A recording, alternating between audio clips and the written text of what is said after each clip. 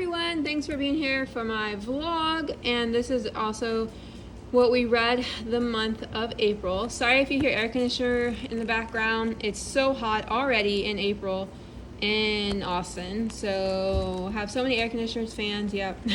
It's just so hot. Okay, so I only read one book the month of April. Yes, I did. Well, I started another one, but it's just impossible for me to read a novel, not happening with my 8-month-old. It's just impossible. So I did read Heidi, a graphic novel. Let's see, Mariah Martin is the adapter and illustrated by Afraid. I've showed this book before, I think maybe when I got it, but I did finish it. I liked it. You know, I really like the novel Heidi. I'd actually like to reread it, and I actually just watched one of, I don't know if there's more than one, but I watched like a movie adaptation of Heidi. I think it was on like Amazon Prime, if I'm correct. Hulu or Amazon Prime, but I liked it. So that's my book. And then I started Betting on the Muse, Poems and Stories by Charles Bukowski, and I really like it. I'm like halfway through. So what's interesting about this collection of poetry, well, it says and stories. But I shared The Laughing Heart in one of my other videos. It's absolutely one of my favorite poems of all time. And the Laughing Heart is in here.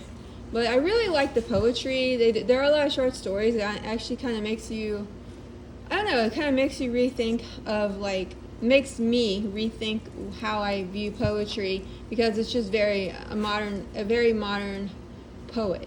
Very modern poems. And there's like so many different types of poems, but I really like the way he writes, and it's not for everyone.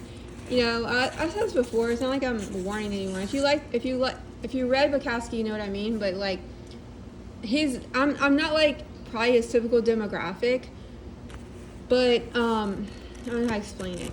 I just really like his insight on the human experience. He's also misanthropic, which I relate to, and he's kind of a loner, kind of yes, kind of no. Like, he has friends and stuff, and like I just watched this documentary on him actually. So a lot of his work is autobiographical, and his writing is very misanthropic. And even though I'm actually way more of a loner than him, it seems, but I definitely think he was an introvert, and I'm enjoying it. I really am. I'm gonna share my favorite poems from it when I finish, and this is new.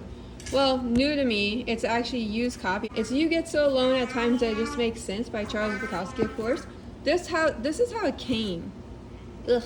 It was supposed to be in very good condition on Amazon, and I don't think it's very good condition. So this is another collection of poetry, and I will start it after, and I'm excited.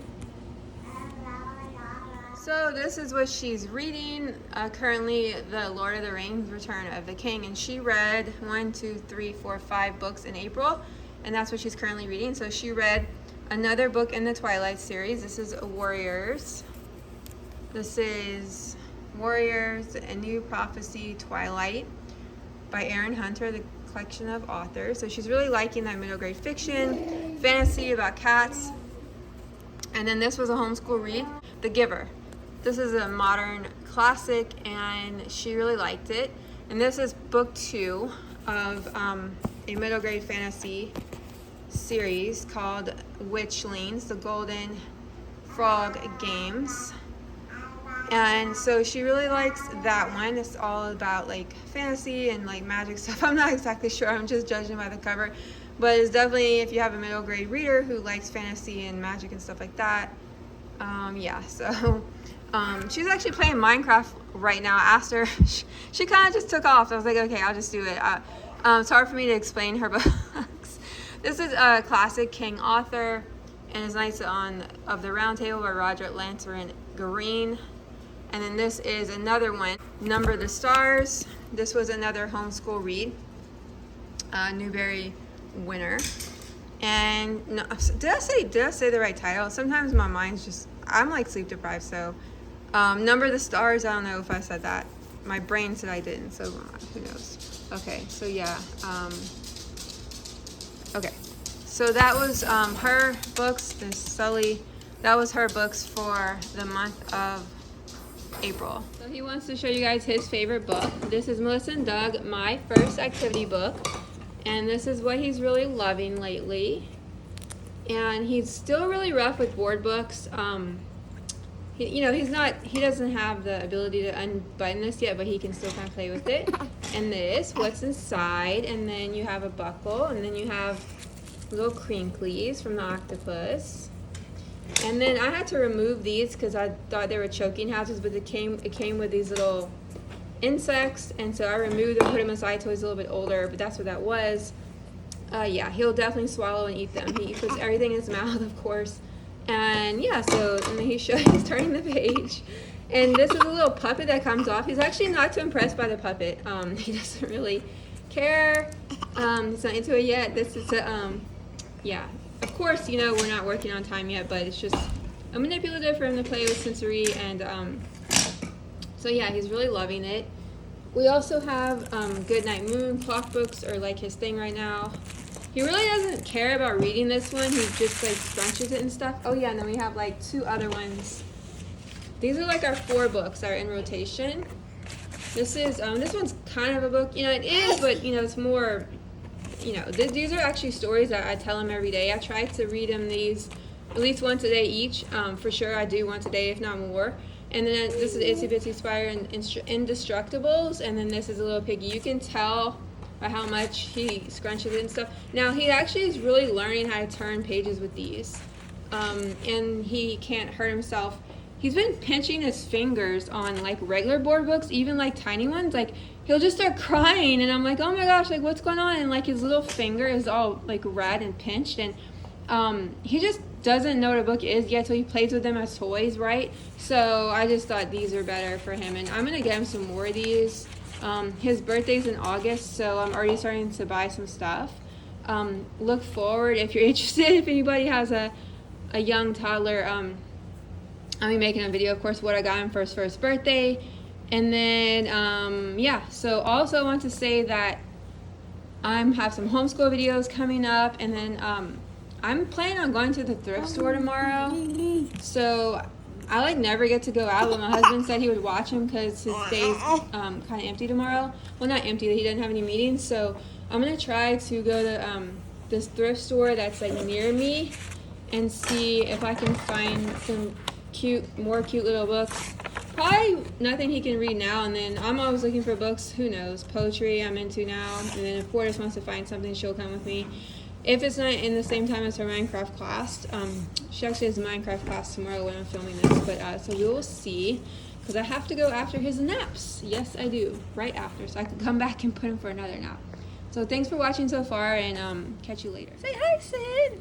Oh, this is Sid. This is Sid. I want to show you guys, we got this new book for Behringer. It's called Alpha Block. And he's a little too young for it. Like, he'll probably, I have to supervise him, of course, and read it to him. But it's like an alphabet book. And it has, let me move. Sid. I like how it has the cutouts of the alphabet, A as well. Oh. So I like that. He didn't have any alphabet books. Like, we donated, or the books just fell apart. The books that Portis had when she was a toddler, which was like 12 years ago. So, over 12 years ago. Something like that. So yeah, I'm like building his collection again. Well, building his collection for the first time, you know what I mean? Yeah.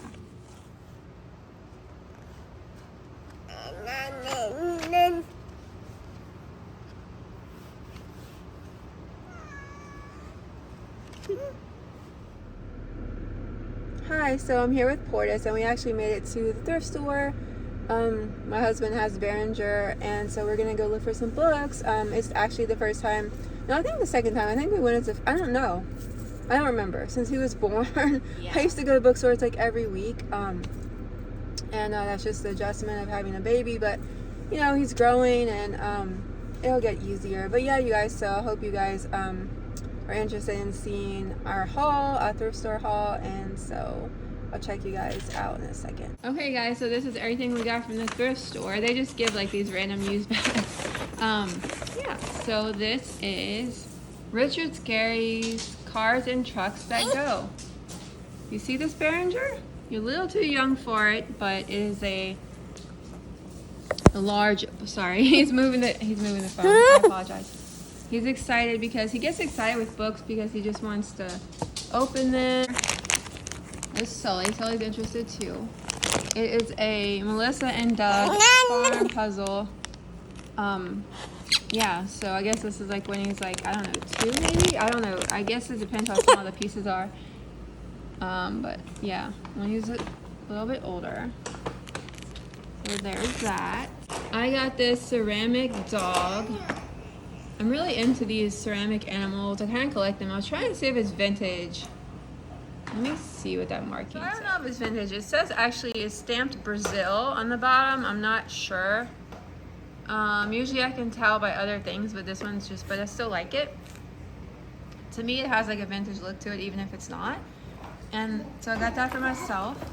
And then I got this for Behringer. It's a little, the Fantastic Funny finger book. And I thought it was really cute. It's like vintage. Author and illustrator, and you put your fingers. Can I literally not get my fingers out? You put your fingers in every illustration. I thought that was really cute. Portis picked this out. It's a Mozart CD.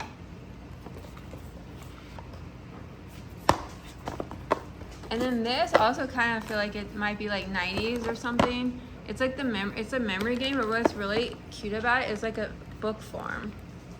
I like that. So this is also for when he's older. Also got him this. I'm not a big electronic toy person because I don't like noises. But this one actually seemed not too bad. It has 2 sound settings. This is the lowest one. It's like Leapfrog. It's not too bad. You can probably barely hear it because I can barely hear it. So let's see what he thinks. Look, Behringer, your phone. What you think? He's always trying to grab the remote and grab our phone, so.